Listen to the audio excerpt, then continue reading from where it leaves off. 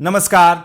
आज की सबसे बड़ी खबर, सोना और चांदी में ऐसा तूफानी क्रैश आया है कि पूरी दुनिया के निवेशकों में हड़कंप मच गया है। सोचिए, जिस सोने को सबसे सुरक्षित निवेश माना जाता था वही अब करीब 13% टूट चुका है और चांदी तो सीधे 26% गिरकर धड़ाम हो गई है।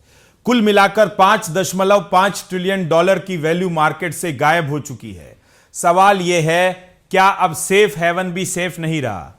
आइए इसे एक आम निवेशक की कहानी से समझते हैं। दिल्ली में रहने वाला एक मिडिल क्लास निवेशक, जिसने अपनी मेहनत की कमाई का बड़ा हिस्सा सोना और चांदी में लगाया था, उसे हमेशा यही सिखाया गया था कि सोना कभी धोखा नहीं देता। लेकिन पिछले कुछ दिनों में उसकी सोच पूरी तरह बदल गई।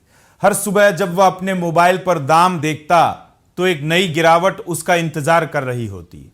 कुछ ही दिनों में सोना करीब 13.2% टूट गया और करीब 4.35 ट्रिलियन डॉलर की वैल्यू साफ हो गई। वहीं चांदी करीब 26.6% गिरकर 1.07 ट्रिलियन डॉलर डुबो चुकी है। अब सवाल, आखिर ऐसा क्या हुआ?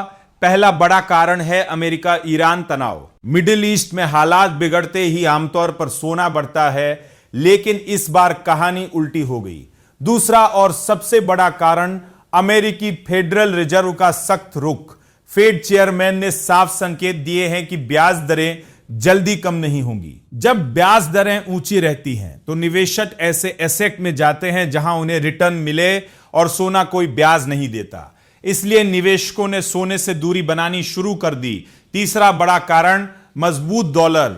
डॉलर इंडेक्स 100 के ऊपर पहुंच चुका है। जब डॉलर मजबूत होता है तो सोना महंगा हो जाता है और उसकी मांग घट जाती है, जिससे कीमतों पर और दबाव आता है। इसके साथ ही महंगाई के आंकड़े भी चिंता बढ़ा रहे हैं। फरवरी में प्रोड्यूसर प्राइस इंडेक्स 0.7% बढ़ा, यानी महंगाई अभी भी पूरी तरह काबू में नहीं है। लेकिन क्या कहानी यही खत्म हो जाती है?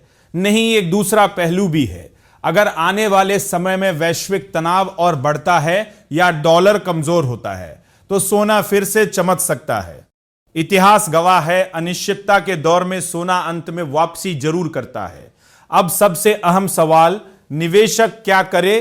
क्या यह घबराने का समय है या मौका? एक्सपर्ट्स की माने तो घबराने की जरूरत नहीं है, लेकिन जल्दबाजी भी नहीं करनी है। एक साथ बड़ा निवेश करने से बचें, धीरे धीरे निवेश करें और अपने पोर्टफोलियो को संतुलित रखें, क्योंकि बाजार की हर बड़ी गिरावट एक बड़े मौके की शुरुआत भी हो सकती है। तो क्या आप इस गिरावट को खरीदारी का मौका मानते हैं या अभी और गिरावट का इंतजार करेंगे?